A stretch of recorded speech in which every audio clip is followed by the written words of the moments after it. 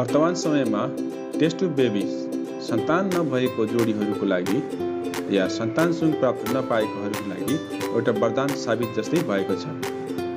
किनकि अहिलेको आधुनिक समयमा टेस्ट ट्युब बेबी माध्यमबाट महिलाले बच्चा जन्माउन सक्ने सम्भावना भइसकेको छ।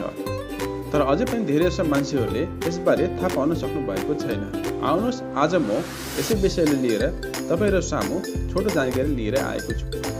टेस्ट ट्युब बेबिज जसलाई आईवीएफ अर्थात् इनभिट्रो फर्टिलाइजेसन पनि भन्ने गरिन्छ।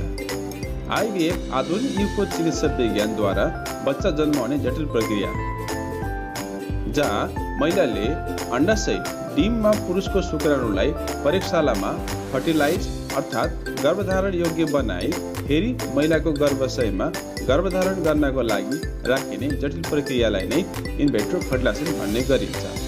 अर्थात् बच्चा जन्माउन नसक्ने र प्रजनन क्षमता या कमी या कमजोरी हुने कुनै एक पुरुष या महिलाहरूले अपनाउने माध्यम या सन्तान सुख प्राप्त गर्ने हेतु गर्ने जटिल प्रक्रिया आईवीएफ हो।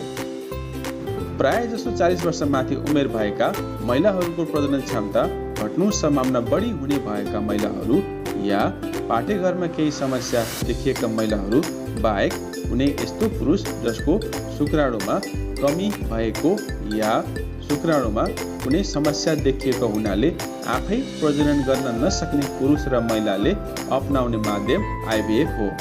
सामान्यतः नर्मल फर्टिलाइजेसन प्रक्रियामा प्रत्येक महिनाको 14 र 15 दिनमा एक वयस्क महिलाको अंडाशयबाट अंडा निस्किन्छ र अंडा पाठेघरको नलीमा यात्रा गर्ने गर्छ र यसै समयमा यदि कुनै पुरुषसँग सम्बन्ध भएमा पछि महिलाको योनिमा जम्मा भएको व्रियबाट शुक्रकीट पाठेघर हुँदै पाठेघरको नलीमा जान्छ र लाखौं शुक्राणु मध्ये कुनै एक शुक्राणु मात्रै महिलाको अंडाशयभित्र प्रवेश हुन सफल हुन्छ र यस प्रक्रियालाई नै एक फर्टिलाइजेसन भनेर बुझिन्छ र यही फर्टिलाइज अंडा केही दिनको समय यात्रा गर्दै पाठेघरसम्म आइपुग्छ र महिला गर्भधारण अवस्थामा पुग्छ।